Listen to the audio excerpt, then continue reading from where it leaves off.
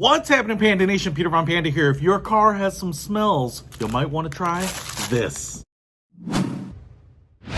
I just picked these up. These are charcoal bags, and you use them to get rid of odors in your car. Now, this one is a 2-pack, and I just want to show it to you because they come measured in different grams or weights, and this one was pretty big for the price. A lot of them were like 80 grams, which is not a lot, and they are they kind of feel like a linen or a burlap bag. See, it has a little grommet here. I think you can hang it up. And it's filled with charcoal. And you might be able to hear it in there, but there are pieces in here that feel like they are about the size of a marble.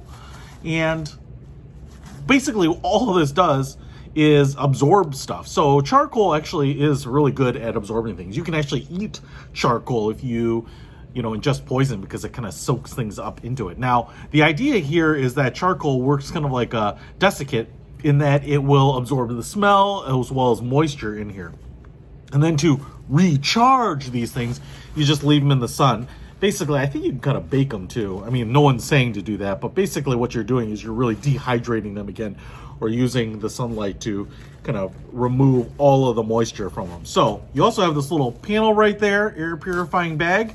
And, especially if your car sits or you're in a high humidity area, or maybe you're in a low humidity area and you run your air conditioning all the time and that builds up condensation in the ducts and whatnot, you can just throw one of these in your car, say on your back shelf, on the floor, whatever, and it's supposed to absorb things and make your car smell nicer. Now, I've heard good things about it. I will say, as far as I know, there's a couple things you might want to keep in mind. First of all, charcoal is cheap. You can burn some of your own. Grab a pine 2x4, burn it and turn it into charcoal and put that into a sock or a pillowcase or something like that. And you can probably make these for a few cents on your own. The other thing you can do, and people have been doing for a long time, is just buying baking soda and using that. And they actually make baking soda in like these little boxes for closets and refrigerators and the like, and you can throw those in the car too, especially if you have a car that sits. For me, I have some cars that get stored all winter, and if there's a little moisture in the ducting from the summer or something like that, I like throwing these in just to try to keep it fresh. So you can definitely try these. It's as simple as grabbing one of these and throwing it into your car, and hopefully they will make everything seem really fresh. But I do like these. They're pretty nice.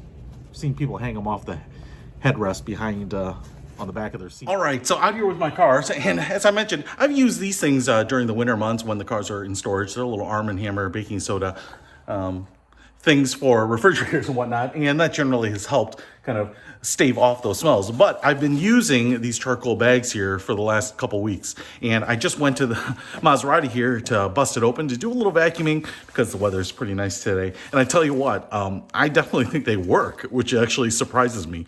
The car seems to have less of that musty kind of stale odor than it normally does. And not that there was any really bad smells, like I don't have food or animals or cook anything in the car. But, I threw this in there a couple weeks ago, and I'm really impressed with it, actually. So I might get a couple more of these for my other cars. But if you want to pick these up, I will put a link to them in the description below. Peter Von Panda. Out.